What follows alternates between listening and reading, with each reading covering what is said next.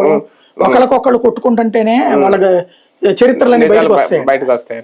ఆ విధంగా ఇప్పుడు ఇద్దరు జాతకాలు ఏంటో ఇద్దరు బయట పెట్టడం వల్ల ఇప్పుడు చార్లెస్ శోభరాజు ఏమో ఎంపీగా ఉన్నాడు, విజయ్ మాల్యానేమో ఓడిపోయాడు. భవిష్యత్తులో విజయ్ మాల్యా అధికారంలోకి వస్తాడా లేదా అనేది చూడాలి. కానీ ఒకటి ఇప్పుడు విజయవాడలో వీళ్ళిద్దరు అన్నదమ్ములదే ఒక కీలక రాజకీయం నడుస్తుంది. వీళ్ళు ఇప్పుడు చెప్పినట్టు ఇంటి గుట్టును వీధిని పెట్టుకుంటున్నారని ఒకటి, రాజకీయంగా ఇలాగ ఈ విభేదాలు పెరిగితే వాళ్ళ అనుచరులకి వీళ్ళ అనుచరులకి బానే ఉంటది, రేపొద్దున రాజకీయ వీళ్ళ ప్రతిష్ట దిగజారిపోదా భవిష్యత్తులో? ఉంటే కదా దిగజారడానికి. ఎవరికైనా రాజకీయాల్లో ఉన్నోడికి ప్రతిష్ట అనే పదం ఉత్తుత్తి పదం అండి. ప్రతిష్టలు ఉండేటట్టు ఏదో గనక జైళ్ళల్లో ఉన్నోళ్ళు వచ్చి నాయకులు అవుతారా? జనాలు ఏంటంటే మనం దాన్ని ఏమంటారు, కంఫర్టబుల్ కరప్షన్ యాక్సెప్ట్ చేస్తున్నారు. బికాజ్ మనం ఆల్రెడీ ఒక చిన్న కథ ఉంటది అనమాట. బురదగుంటలోకి దిగినటువంటి జర్నలిస్ట్ ఒడ్డున ఉంటాడు.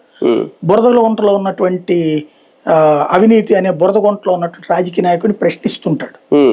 వాడికి చూశాడు చిరాకేసింది. వెంటనే ఇట్ట చెల్లాడు.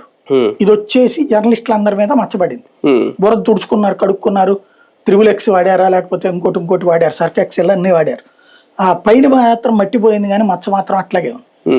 అక్కడ జర్నలిస్టుల పని అయిపోయింది, వాళ్ళని అబాస్పాలు చేయడంలో సక్సెస్ అయ్యారు. వాట్ నెక్స్ట్ అంటే జనాలకు కూడా డబ్బులు అలవాటు చేశారు. ఇంతకుముందు డబ్బులు నాయకుడు తినేవాడు, ఇప్పుడు జనాలకు డబ్బులు అలవాటు చేశారు.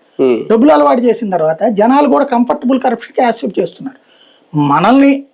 మన దగ్గర లంచాలు వసూలు చేయకుండా తింటే ఉంది, మట్టి తింటే ఏంది, ఇసుక తింటే